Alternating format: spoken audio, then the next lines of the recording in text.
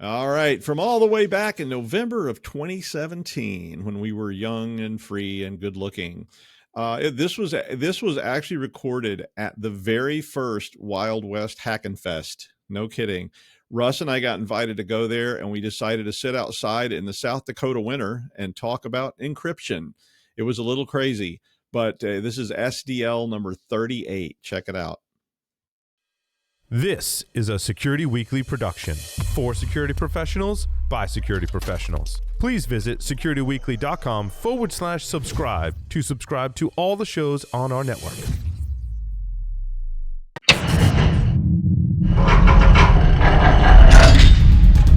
From the Security Weekly Vault, it's the show that keeps you up to date on the latest security news twice a week. Your trusted source for accurate security information and expert analysis. It's time for the Security Weekly News.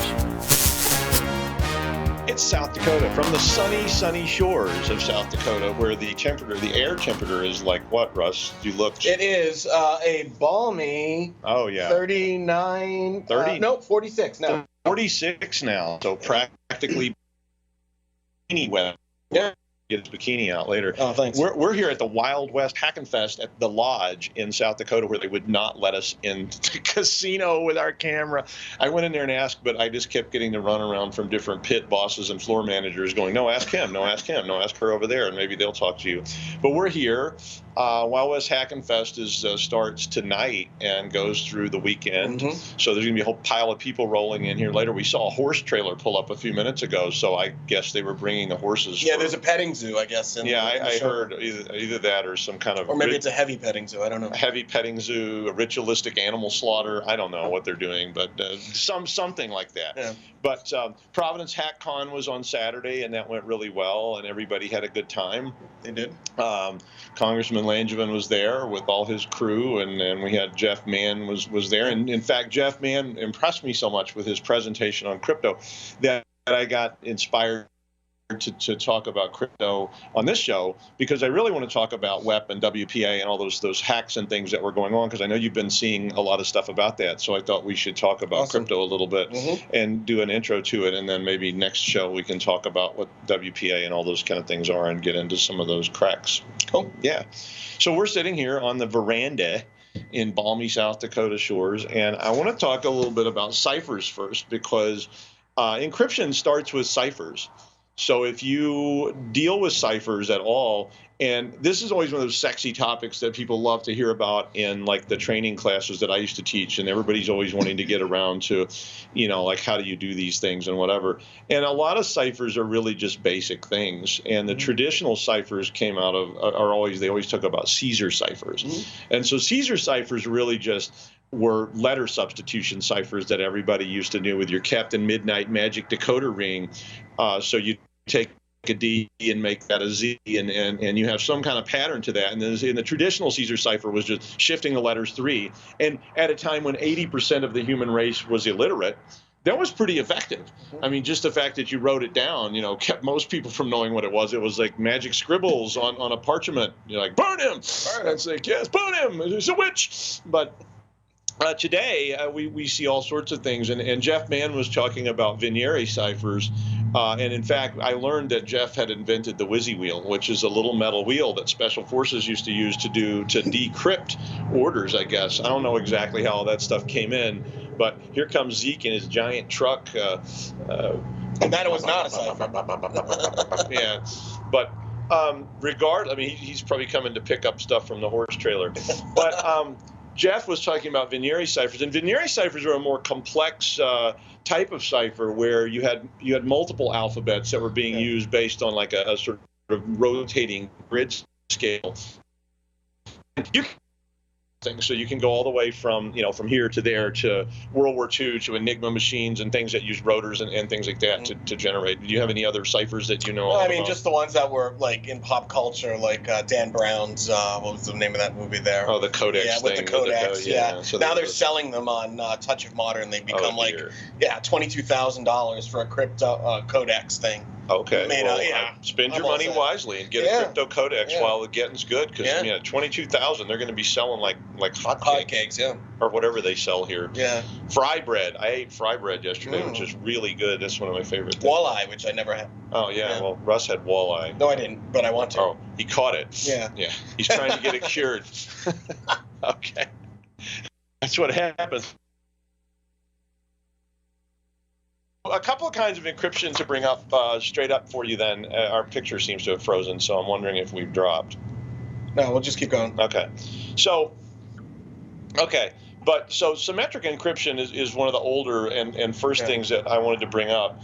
And in some ways, symmetric encryption can be one of the most secure types of encryption there is. It can also be one of the least secure, depending on how it's implemented. And I think that the key to all this is talking about how it's implemented. So you can always come up with a cipher that can beat the world around you. So whether it's because people are illiterate, or it's because you use neutrino generation in the bottom of a mine shaft, like we saw yesterday. And I mean, basically, if you have good implementation, you can create security that works.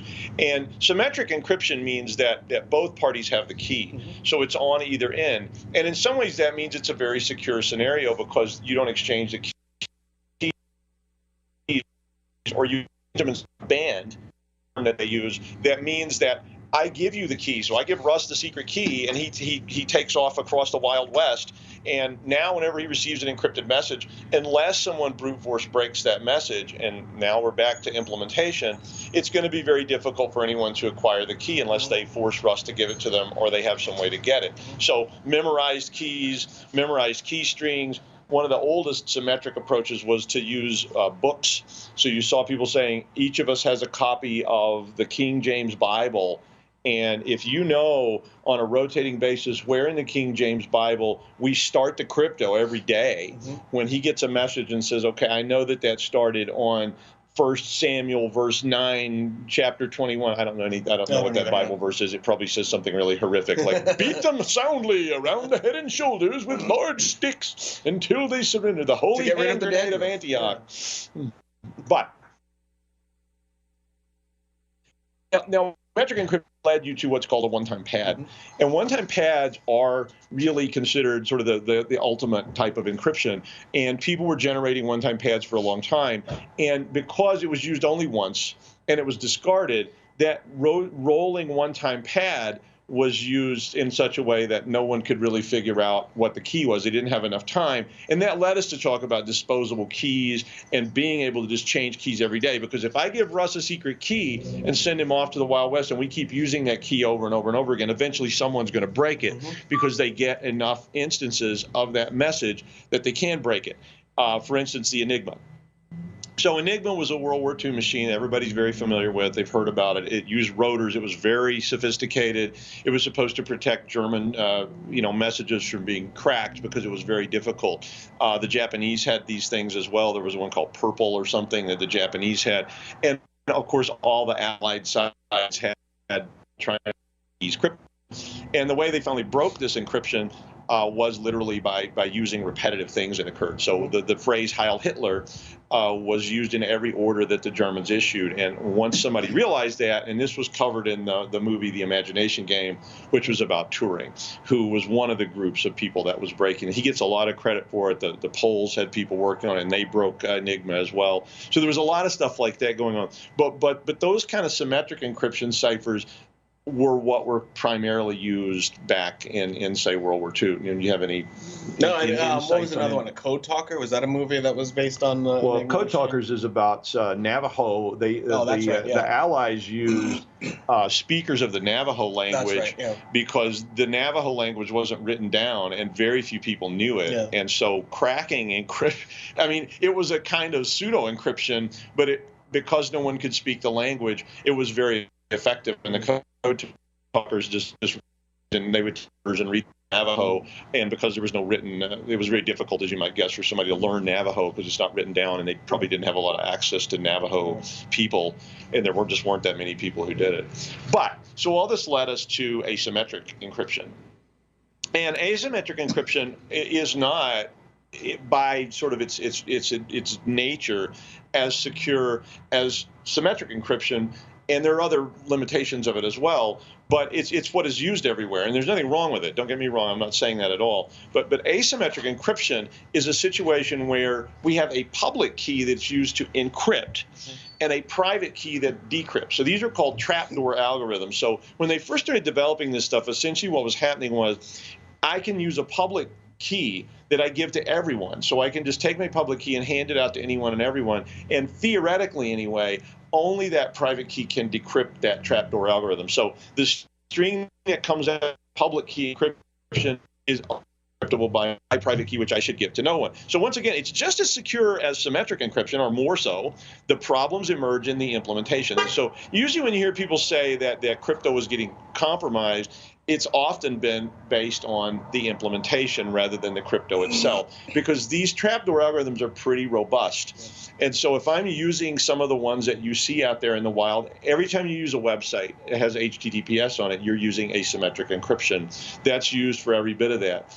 Again, if you compromised a private key, so if your private key gets stolen, now the crypto is still perfectly fine, and there's nothing wrong with the crypto. It's just somebody can use your key to break that. So if they're able to snag your key off your machine somehow, you give your key up, however it gets lost, basically happen in that is that those kind of crypto algorithms are going to be broken, but they're not necessarily truly broken. So I guess the question becomes, what does it mean to break crypto? Have you ever tried to break crypto? I have not. Just in class we talked about PKE and asymmetric and symmetric, but never tried to break it myself.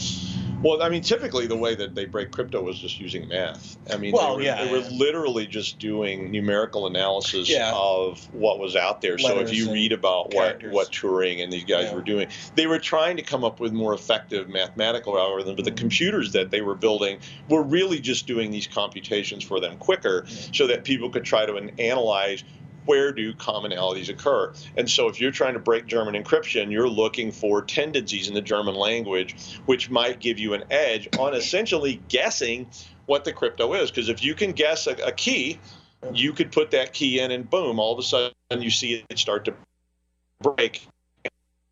With it. Like you break the Captain Midnight decoder ring crypto that people were doing years and years ago. If you could guess the letter E being the most common letter in the English language, then you could substitute an E every time you saw it. If you've ever played those word scramble type games that used to be in the newspaper when I was a kid, where you're literally just trying to guess what the crypto is, that was essentially what people were doing to try to break crypto. Ideally, to me, if you looked at a long pattern of crypto, what you would see is a uniform distribution of letters. So this would be sort of the ultimate goal, is that every letter or symbol in the crypto occurs an equal number of times. So that means it's just a nice flat pattern.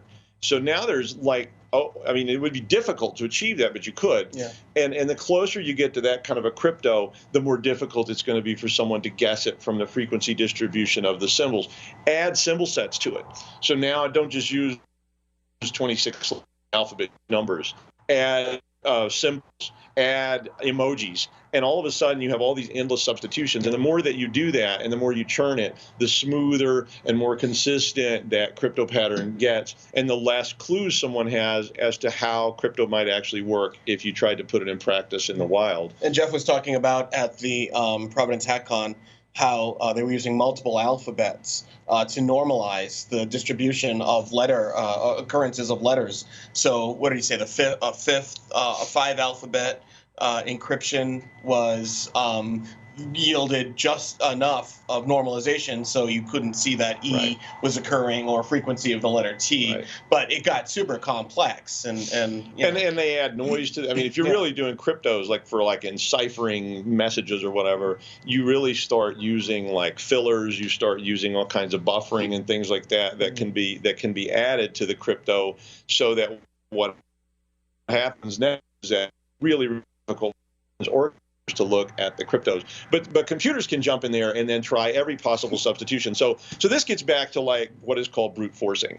So the term brute forcing, did you want to? Yeah, I mean, brute force methods of attack are simply, running like, you try every combination of everything. Like a dictionary attack would be a brute force type, where people just try and try and try a preset list of 100,000 combinations to get into something. Well, when you do password cracking, which is another kind of crypto breaking, you often start with dictionary attacks, because anything you can do to shift kind of the casino, it's kind of like anything you can do to shift the odds in your favor means that you have a better chance of breaking this. So if you know a lot of information, like when we used to do forensics password cracking, we would always create a dictionary list that ran first. So that means if you knew another password the person used. So this is why people are always trying to steal passwords. If I know your password is LL Cool Daddy,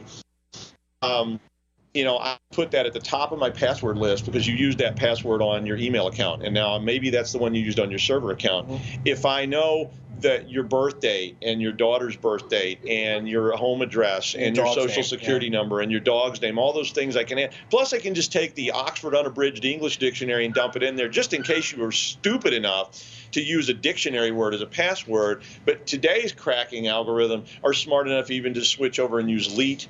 So they, substituting letters for numbers, substituting symbols for letters. All these kind of tricks that you see people doing to create stronger passwords are the same kind of problems that we have in cryptography. And when we do cryptography cracking, we run into that very same thing. So anything you could insert into your cracking of this crypto that you knew about the person, that you knew they might be using, like they have a favorite phrase. But the more you create length, that's why passphrases came about and all that kind of stuff. But so back to, you probably use crypto every day, whether you're using a VPN like we're using on our phones here at the casino because they have an unsecured Wi-Fi. So we were making sure our VPNs were enabled on our systems at the hotel. You should use that anyway, even if they have secured Wi-Fi, especially if you're at a hacking conference where people may be breaking that. And you use this when you use HTTPS. So on a website that you go to where you enter a password, typically what a web page is designed around now is you have HTTP components of the web page and you have HTTPS components of the web page. The HTTPS is asymmetric encryption. That means that web server issues you a public key when you connect to it, and that public key is used to then encrypt the information that's being sent back in response to the request where you hit enter and you want to send your login and your password or your driver's license number or whatever it is you're entering, and that is encrypted using the asymmetric encryption, and then it's decrypted using the web server's private key. Now, obviously, somebody could compromise the web server and get the private key. Obviously, there are mechanisms now we've seen where people have started using exploits in certain types of encryption to extract the keys. And so I'm going to try to lead us up to the end of that, which is talking about how these keys get generated, and lead us into the next show, which is talking about some of these types of encryption. So web servers generate keys with entropy. And if you've seen this, have you ever worried about entropy? Well, the entropy is defined in science, the amount of disorder in a system. Exactly. So, I'm all about entropy, maximizing entropy. And so is the universe. Russ is entropy personified. So is the universe. Well, there was a problem with the way that entropy was generated for computers. A lot of which are kind of random. They're not really random, but they're kind of random. Keys being touched, all sorts of things, and then that worked fine. Today, they need so many keys that we're running out of entropy, and which sounds kind of crazy, but you're running out of entropy locally, not in the universe. If we run out of entropy in the universe, I'm not sure what would happen. Yeah, it's like call Stephen Hawking and he can explain it, but it would be really, really bad. But locally, entropy is a problem because as we use VMs more, VMs don't have those mouse moves, or they have them, but they don't detect them in the same way. And we actually saw people setting up lava lamps and pointing webcams at them. So they would set up all these arrays of lava lamps, and the webcam then was generating entropy. And that's kind of problematic because setting up 48 lava lamps or something uses power and heat and all kinds of stuff. There are companies now that are making quantum boards. If you've watched Security Weekly, we've had a couple of people on there that are local in Rhode Island who have built quantum light entropy boards that you can use to generate entropy for all your VMs across your network and your servers and all that kind of stuff. But all that leads us finally to the idea of encryption that's used to protect your Wi-Fi traffic, which is kind of where this all came from. I mean, there's encryption and all this stuff is a huge field of study. You can spend years on it. You can get PhDs in it. You can do all kinds of things. You can take crypto classes. We have a couple of crypto classes in our program, and people like to take them. They're fun to talk about. But the big thing that's been lately has been the problems with encryption on Wi-Fi. So when you put that password in on Wi-Fi, what you're essentially doing is creating encryption between you and the Wi-Fi node. That means it's somebody who snorts your traffic. So literally, we're sitting here using Wi-Fi to stream this to you, and which is not entirely true, but we could be. But if that was being sent over frequency into the casino, which there's a node sitting in there, that means anybody out here in this parking lot, anybody that's in the building, anybody that was nearby could actually be grabbing that traffic. They could grab this signal. As we showed you last week, they could Wireshark those packets. They could very likely reconstruct this Skype conversation out of the traffic. And what that would do to us is nothing at all, unless we lose the Skype passwords and things. But those are also encrypted again by HTTPS inside. I guess it's HTTPS inside Skype. So when you send that connection, that's the encrypted one more time. So they could grab the traffic, but that's going to be encrypted, like we showed you some of that. But if they were able to break that through some kind of an exploit, they might even be able to get through the Wi-Fi encryption. So your HTTPS is still protecting you a little bit, but it means that they could crack that. And so one of the big news items lately was about one of the forms of Wi-Fi encryption, which is called WPA2, being cracked. And it really cracked. It was cracked an exploit in the actual software that does it, rather than the encryption itself breaking. So there are issues with that. And the way that they prevent this from breaking now is, of course, using massively long numbers. So guessing what these strings are is really hard. But so next time what we will do on the show is we want to talk about some of these different things, how you can set those things up. And we'll talk some about crack, K-R-I-C-K, which was this WPA2 exploit that ended up resulting in people being compromised. For now, Russ and I are going to go back inside where it's warmer, because I think my hands are turning blue. And your nose too. And my nose is definitely turning red. It's not because I was drinking all night. No, that didn't happen. No, it didn't. I swear. And that horse trailer was when I was never in the horse trailer. I swear.